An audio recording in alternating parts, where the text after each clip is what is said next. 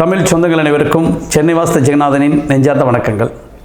மண்ணில் நல்ல வண்ணம் வாழலாமைகளும் எண்ணில் நல்ல கதிக்கு அதுமோர் வெற்றியே. மழைநீர் தொட்டி. மழைநீர் தொட்டி என்பது ஒரு நீரை சேமிக்கக்கூடிய விஷயத்தில் ஒரு 5% அளவுக்காவது கண்டிப்பாக வருடத்தில் நமக்கு ஒரு 100% தண்ணீர் வேண்டும் என்று சொன்னால் 5% தண்ணீரை இந்த மழைநீர் தொட்டி போன்ற அமைப்புகள் நமக்கு சேமிப்பு படுத்தி கொடுக்கின்றன சொன்னால் மிகையாகாது. அந்த வகையில் மழைநீர் தொட்டி என்பதை வாஸ்து ரீதியாக ஒரு இல்லத்தில் நம்ம எங்கே அமைக்க வேண்டும் என்கிற ஒரு விஷயம் மிக மிக முக்கியம்.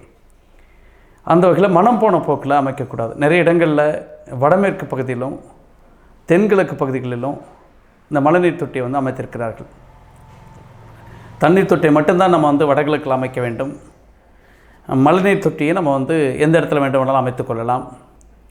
அந்த தண்ணீரை தொட்டி அமைத்து தண்ணீரை கலெக்ட் செய்து பிறகு போரிலோ அல்லது தண்ணீர் தொட்டியிலோ கிணறிலோ போன்ற விடுவதற்கு செய்யக்கூடிய அமைப்பு தான் மழைநீர் தொட்டி. சில இடங்களில் மழைநீர் தொட்டி இருக்கிறது கிடையாது.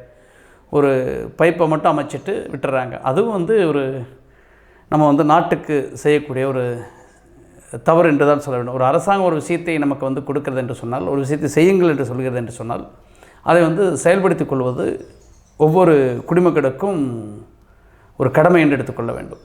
அந்த வகையில் மழைநீர் தொட்டி என்பதை இப்போ தண்ணீர் தொட்டி வடகிழக்கு பகுதியில் நம்ம அமைக்கிறோம் என்று சொன்னால், அதற்கு தெற்கு புறத்திலும் கிழக்கு பகுதியாக இருக்கின்ற பட்சத்தில் அதற்கு மேற்கு புறத்திலும் அந்த இடத்தின் வடக்கு பகுதியாக இருக்கின்ற பட்சத்தில் அமைத்துக்கொள்வது சாலச் சிறந்தது. அது கட்டிடத்தை ஒட்டி கூட அமைத்துக்கொள்ளலாம். இல்லை என்று சொன்னால் அதை அந்த தொட்டிகளே நம்ம அமைப்பதை தவிர்த்து கொள்வது நல்லது. வாஸ்து ரீதியாக இப்போ நம்ம இடம் அதிகம் இருக்கிறது என்று சொன்னால், வடகிழக்கு வீட்டுக்கு வெளியே ஒரு இடம் இருக்குது என்று சொன்னால், அந்த இடத்துல வடக்கு பகுதியும் கிழக்கு பகுதியும் தண்ணீர் தொட்டி அமைப்பதற்கு எப்படி சாலச் சிறந்ததோ அதே போல் மழைநீர் தொட்டி அமைப்பதும் சாலச் சிறந்தது.